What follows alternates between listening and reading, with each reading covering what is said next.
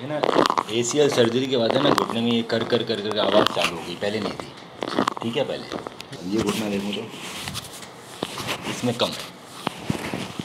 ये ऐसा क्यों हुआ? ACL सर्जरी की वजह से ACL घुटना सर्जरी के बाद है में ना खर घुटने कर में ये कर कर की कर आवाज़ कर आने कर लगी, आवाज़ चालू हो गई, घुटना पहले नहीं घिसने थी। लगी। ये ठीक इसलिए है, होता है पहले क्योंकि ACL तो ये बेटा ये टूट गया, तो मैं सर्जरी करा ली। अब सर्जरी एक तो पहले इंजरी हुई, उसके बाद मैंने सर्जरी कराई, उन दोनों ही कंडीशन में रेस्ट हो गया। फिर सर्जरी के बाद 1.5 महीना और रेस्ट हो गया, बाहर ब्रेस आ गया, वॉकर आ गया, पैर जमीन पे नहीं रख पा रही, कच्चा है ना लिगामेंट अंदर। तो उससे क्या नुकसान हो, उससे मेरी ऊपर की थाई मसल है ना, ये पतली पड़ गई बेटा तेरे। मैं देखूँ तो ये पतला है, ये मोटा है। 2 साल से तेरा ये मसल पतला है, ये मोटा है। इंजरी से पहले हमारा पटेला उठ के चल रहा था ऐसे, जैसे इस बैग का चल रहा है, कोई दिक्कत नहीं है। जैसे इंजरी, जैसे सर्जरी हुई, ये मसल पतली पड़ गई, वियमो खत्म हो गया, हिप फ्लैक्चर खत्म हो गया, मेरा पटेला चिपक गया। अब चिपक गया तो अगर आप सर्जरी के बाद ऐसे फिजियोथेरेपी पर जाओगे जिसको आइडिया है ACL रिहैब का, तो आपको जस्टिस करेगा, नहीं तो इनजस्टिस रहेगा। तो उन्होंने आपको 4 एक्सरसाइज बताई, बुकलेट दे दी, 5 एक्सरसाइज बताई, आप करते हैं। ये कभी उठा ही नहीं जी 2 साल। तो बेटा अगर ना फिर घिस गया, ये घिस गया, सिर्फ पीछे काट ली, इरोड हो गया। और ये मोटा होता है, इसको घिसने में बहुत लंबा समय लगेगा अभी। तो अभी MRI में इतना कुछ दिखा नहीं रहा कि ये घिस गया है, पर क्लिनिकली दिखा रहा है, इसका मतलब कम घिसा है। रिहेबिलिटेशन 9 महीने चलता है ACL का, इसीलिए। और एक एक्सपर्ट करता है, हर बार हम बढ़ाते रहते हैं, हर वीक हम तेज करेंगे, हर वीक बढ़ाएंगे। अब ACL रिहैब बहुत कम है बेटा इंडिया में, बहुत कम लोग जाते हैं, स्पोर्ट प्लेयर्स आते हैं, धीरे डेवलप हो रहे हैं। तो कुछ कुछ बहुत सारे फिजियोथेरेपिस्ट हैं जो बाहर जाके कोर्स कर लेते हैं, फिर यहाँ पे आके बाकी लोगों को पढ़ाते हैं। इससे धीरे धीरे एजुकेशन डेवलप हो रही है, पर 9 महीने चलेगा। आपको 12 आने की ज़रूरत नहीं, हम आपको फ़ोन पे एक्सरसाइज सिखा करेंगे। Every week we will call you, every week teach you exercises, ये उठ जाएगा। तो पहला फ़ायदा मिलेगा मुझे कि मेरा घुटना घिसना बंद हो जाएगा, तो मुझे नी रिप्लेसमेंट की ज़रूरत नहीं पड़ेगी थी। तो बेटा ये घुटना बदलने की तैयारी हो रही है अब। दूसरा, एक लिगामेंट आप दोनों का टूटा हुआ है, जिसका नाम है ALL, एंटीरियर लिगामेंट। ACL के साथ बेटा एक और लिगामेंट टूटता है, ALL, वो नहीं किया। सो 19 से घुटना, 20 तो ही नहीं। तो इसको फिर मसल को और 21 करना पड़ेगा, तो और ज़्यादा मेहनत करनी है आपकी। आपका जो नया ACL है ना, उसके अंदर नर्व्स नहीं है अभी तक, टेंडन से बना है ना, हैमस्ट्रिंग टेंडन, नर्व नहीं। सो ये ब्रेन को सिग्नल नहीं भेज रहा। नर्व कब वो करेगी, जब हम लेट रिएक्ट करेंगे, 3-4 महीने बाद आएगा आपको अलग अलग डायरेक्शन में जंप करना। वो नर्व डेवलप होगी तो मेरे ब्रेन में ACL सिग्नल भेजेगा, और मेरा ब्रेन मेरे मसल को कंट्रोल रखेगा, मेरे ACL को बचाएगा। ये इतने सारे फायदे मिलेंगे बेटा पूरा रियायत करने, और घुटना सही भी हो जाएगा, और फ्यूचर में कभी गिर जाएगा टूटेगा भी, सब बचा लेगी ना हमारे। नी अगर ट्विस्ट हो जाए फुटबॉल खेलते हुए, एक बार स्वेलिंग आएगी, जो पॉपिंग आउट बोल रहे हो आप, वैसा नी ट्विस्टिंग ही होती है sir. This is knee twisting. So knee twisting होने पे एक बार स्वेलिंग आती है, पेन आता है, थोड़ा डिफिकल्टी चला जाता है, पर फिर धीरे धीरे बॉडी अपना आप सेटल डाउन हो जाती है।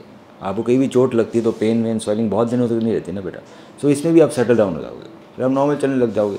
पर जब ट्विस्टिंग हुई उस समय बच्चे का एक लिगामेंट टूट गया, जिसका नाम है ACL। ACL ये होता है, ये दोनों हड्डियों को जोड़ता है बेटा। अब बाहर वाला जो ये है सर, अंदर वाला छोटा वाला लिगामेंट, ये दिख रहा है आपको? अच्छा। ये ACL, ये चीज़ ACL। सो ये चीज़ है ना, दोनों फीमर और टीबिया को जोड़ के रखती है। This gives the stability.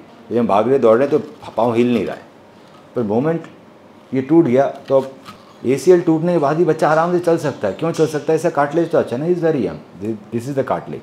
जैसे हमारी एज बढ़ती है 60-70 में हमारे कार्टिलेज घिसने लगता है, तो ये जब घिसेगा इसका, तब इसको पेन चालू होगा। हो सकता है ACL के साथ इसका मेनिस्कस भी डैमेज हुआ हो, ये 2 शॉक। अब ये जब डैमेज होता है तो लॉकिंग आती है, क्लिकिंग आती है, और कट कट कट आवाज़ आती है। MRI में मालूम पड़ेगा कि ACL के साथ में ये डैमेज है या नहीं। अब अगर इसका कोई इलाज ना कराएं तो क्या होगा, ये हिलता रहेगा, और धीरे धीरे हमारे मेनिस्कस और डैमेज होंगे सर, हमारे कार्टिलेज घिसेंगे। सो एक बार ये टूट गया तो सर्जरी तो एसेंशियल हो जाती है। आई अंडरस्टैंड आप लोगों के लिए थोड़ा शॉक होगा कि अभी तो MRI भी नहीं करी डॉक्टर ने, जाहिर सर्जरी बता दी। पर I am someone who deals with this problem every day. तो मैं हाथ लगा के समझ जाते हैं हम लोग, क्योंकि मैंने जो टेस्ट किया दैट इज़ लैचमेंट टेस्ट। लैचमेंट टेस्ट में क्या किया, मैंने आपकी फीमर स्टेबलाइज की, और मैंने टीबिया को ऊपर उठाया। अब ऊपर उठाया, अगर ऊपर उठ गया तो भैया टूटा हुआ है, अगर जुड़ा हुआ होता तो नहीं उठता ना। So we feel 2 things, 1 anterior translation of tibia, second मुझे एंड पॉइंट आ रहा है नहीं आ रहा है। अगर धागा जुड़ा हुआ है तो एंड पॉइंट आएगा, खट खट खट खट। टूटा हुआ है धागा ACL तो पूरा ऊपर आएगा, there is no end point. So I can be 100% confident, अगर टूटा हुआ है तो भैया पूरा टूटा हुआ है। पार्शियल टीयर में डेफिनेटली वी नीड MRI के पार्शियल टीयर। आपका कंप्लीट टीयर लग रहा है मुझे, but physical examination can't be 100% accurate all the time.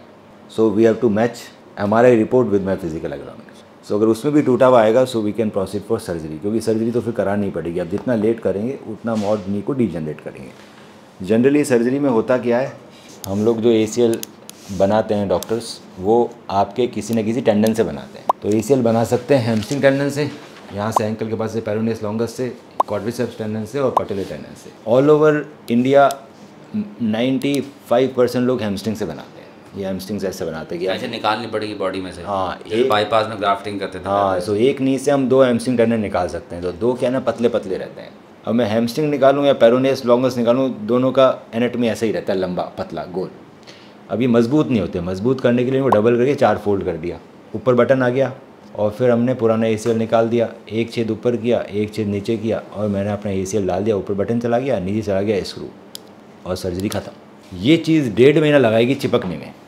सो अगर 1.5 महीना चिपकने लगेगा तो 1.5 महीने का रेस्ट हो गया, बच्चे को ब्रेस लग गया, वॉकर आ गया, चल नहीं पा रहा ढंग से। फिर धीरे धीरे बेंडिंग चालू होती है, एकदम से बेंड करते तो स्क्रू बैकआउट हो जाता है। 1.5 से 2 महीने लगते हैं लोगों को नॉर्मल होने में। इसको मजबूत होने में लगेंगे बेटा 6 मंथ्स।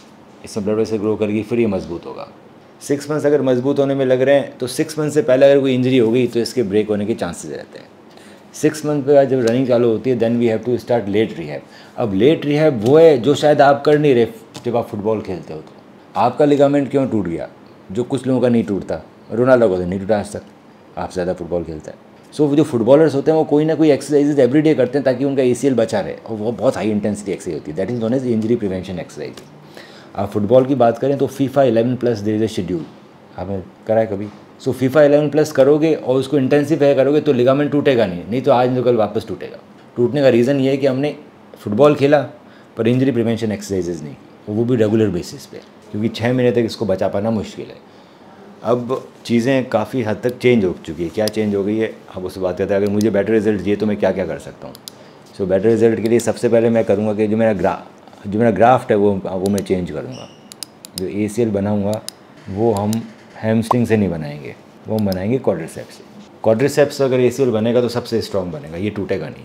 फुटबॉलर्स के लिए best graft of choice is quadriceps and patellar tendon, ये 2 ही है बेटा। हैमस्ट्रिंग और peroneus longus is worst choice for a footballer, वापस एक्टिविटी आएगी। पर अगर नॉर्मल लोग हों तो भी उसमें अगर बनेगा क्वाड्रिसेप्स से तो बहुत मजबूत बनेगा। पटेला से ACL बनाने के लिए ओपन सर्जरी करनी पड़ती है तो पेन ज़्यादा होता है, इंसिन बड़ा होता है। क्वाड्रिसेप्स से ACL करेंगे तो छोटे इंसिन में निकल जाता है with the help of quad pro tendon harvester. तो इसके अंदर हम सबसे पहले क्वाड्रिसेप्स टेंडन हार्वेस्ट करेंगे इंस्टेड ऑफ हैमस्ट्रिंग।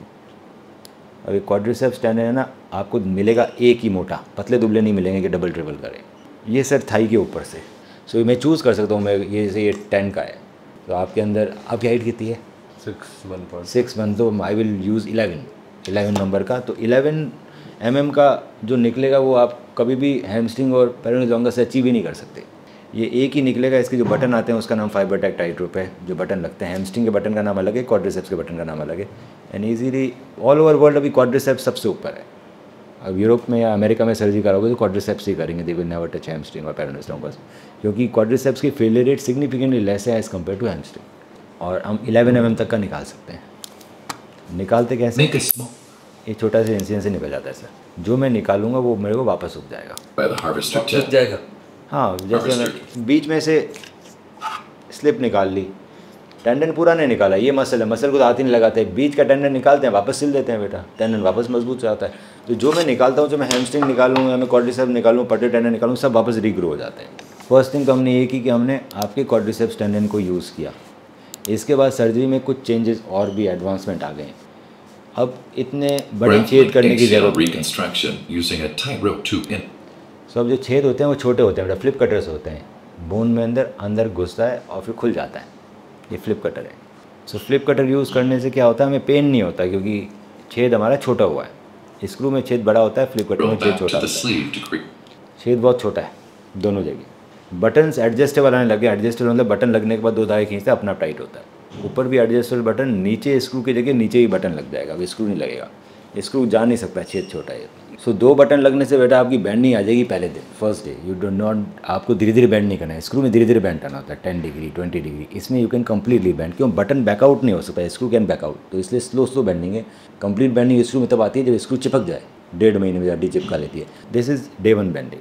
इसके साथ साथ जो ब्रेस बाहर लगता था बेटा वो अंदर ही लगने लगा, इसको बोलते हैं इंटरनल ब्रेस। तो इंटरनल ब्रेस के लिए मुझे 2 चीज़ें चाहिए, एक चाहिए फाइबर टेप और मुझे चाहिए एंकर। बिना एंकर के इंटरनल ब्रेस ढंग से काम नहीं करता, इससे anchor is must. So internal brace लगा दिया, दोनों बटन लगा दिए, तो bending can be done on day 1। So surgery के टाइम में हम नी को कई बार बेंड कर लेते हैं। बेंडिंग करने से क्या हुआ, लिगामेंट ढीला आता है। That's why we need adjustable buttons, not the fix loop button. Adjustable button में हम ऊपर भी टाइट कर पाते हैं, नीचे भी वापस टाइट कर पाते हैं। सो ये जो लिगामेंट है पूरी तरह से खींच गया, साथ में से प्रोटेक्शन भी मिल गया है। अब this protection fibre tape internal brace आपको 88% तक बचाएगा फेलियर रेट से, आपको जल्दी ठीक कर देगा। Walk from day 1, bend knee from day 1, no walker no support. So अगर ढंग से एक्सरसाइज करें डे 1 से तो 15 डेज़ में हम नॉर्मल हो जाएंगे, नॉर्मल चले, आपको 1.5-2 महीने बैठ करने की ज़रूरत नहीं है। रनिंग आ जाएगी 3 मंथ्स में, लेट रिहैब चालू हो जाएगा 3 मंथ्स में, 6 मंथ्स में you can go back into field. 3 months में फील्ड में भेज देते हैं हम एथलीट्स को, 3 to 4 मंथ्स है। पर कॉम जो होता है हमारा फुटबॉल मैच प्रैक्टिस आप चालू कर सकते हो 3-4 मंथ्स। एक और इम्पॉर्टेंट पॉइंट कि ये एक मैके क्लिनिक है बेटा, या वेबसाइट देख सकते हो, दिस इज़ गॉर्डन मैके। ये दुनिया का सबसे बड़ा ACL सर्जन मानते हैं इसको, गॉर्डन मैके क्लिनिक। फोटो प्रोफेसर गॉर्डन मैके लंदन में। सो इनकी वेबसाइट में क्लिनिकल डाटा बहुत दे रखा है, रिसर्च पेपर जो होता है, अच्छी वेबसाइट बना रखी है। सो आप किसी फॉरेन कंट्री की वेबसाइट देखो ना बेटा, आपको स्क्रीन नहीं दिखाई देंगे, हमेशा ही दिखाई देगा। This is the most advance surgery ACL के लिए अब तक की। It is more than 15-16 year old technology, अभी नया नहीं है, मेरे को 12 साल हो गए करते हुए। सो पैट्रिक स्मिथ की रिसर्च है कि 88% रिडक्शन मिलता है री इंजरी री रप्चर रेट में अगर ACL IB लगाओ तो। एक और लिगामेंट टूटा है आपका ACL के साथ में, जिसका नाम है ALL। आप MRI कराएंगे तो मैं ट्राई करूँगा वो ALL आइडेंटिफाई करें, पर इंडिया में कई लोग कम कर पाते हैं आइडेंटिफाई। ALL को भी ठीक करना ज़रूरी है। सो जनरली डॉक्टर का we now routinely combine this with ALL internal brace for extra protection. The combination of ACL and ALL re injury कम करता है, रिकवरी बढ़ाता है। ALL मैं सभी पेशेंट में करता हूँ, क्योंकि ALL करने से मेरे सिग्निफिकेंट इंजरी रिडक्शन मिलती है बेटा। सो क्वाड्रिसेप्स टेंडन, इंटरनल ब्रेस और ALL, ये तीनों ही आपकी फेलियर रेट सिग्निफिकेंटली कम करेगी, जल्दी ठीक कर देगी। सारा इम्प्लांट आर्थरेक्स का है। हम आपको हर वीक कॉल करेंगे फ़ोन पे या फिजिकली यहाँ आ सकते हैं। We have good rehab centre, वो बहुत सारे एथलीट आते हैं, 6 महीने तक रिहैब चलता रहेगा। रिहैब इज़ क्वाइट, मतलब जैसे ये रिहैब प्रोटोकॉल्स है, सो बड़ा साइंटिफिकली ड्रिवन है, इतना ईजी नहीं है। So it has to be with personal coaching, और धीरे धीरे हर लेवल पे ड्रिल्स वगैरह सब आएगी। तो अभी हम कुछ नहीं सोचते हैं, अभी हम एक MRI कराते हैं और फिर डिस्कस करेंगे। सर्जरी के बाद सबसे ज़्यादा अपना न्यूट्रिशन पे ध्यान देना ज़रूरी है। उसके अकॉर्डिंग तो मेरी रिहैब में भी बहुत प्रॉब्लम आई थी। बॉक्सिंग की जर्नी कैसे रही आपकी? तो उस टाइम पे मेरे को इंजरी हो गई थी, तो मैं खेल नहीं पाई थी बाहर प्रोफेशनल बॉक्सिंग में। तो फिर उसके बाद मैंने डॉक्टर को दिखाया, तो फिर मेरी सर्जरी हुई। इंजरी किस प्रकार से और कैसे हुई थी? घास पे पैर फिसल स्लिप हुआ था बस, तो थोड़ा सा एंकल ट्विस्ट हुआ था। तो उसके बाद मैं नॉर्मल ले गई थी कि भाई नॉर्मल है, एक एथलीट के लिए इंजरी नॉर्मल हो जाती है। तो फिर मैं नॉर्मल थी, जैसे रिंग में जाती थी या कुछ भी तो वो टेस्ट होता था। सर मैंने यूट्यूब से, इंस्टाग्राम पे डॉक्टर मनोहरा के बारे में जाना था। तो फिर उसके बाद मैं हॉस्पिटल में गई थी, तो वहाँ पे मैंने सर से बात करी, डिस्कस करा, तो सर ने मुझे सर्जरी सजेस्ट करी थी। उसके बाद की आपकी जर्नी शुरुआत कैसे रही? सर सर्जरी के बाद सबसे ज़्यादा अपना न्यूट्रिशन पे ध्यान देना ज़रूरी है। सबसे बेस्ट तो ये है, क्योंकि मेरी सर्जरी के बाद मेरा वेट बहुत डाउन आया था। उसके अकॉर्डिंग तो मेरी रिहैब में भी बहुत प्रॉब्लम आई थी।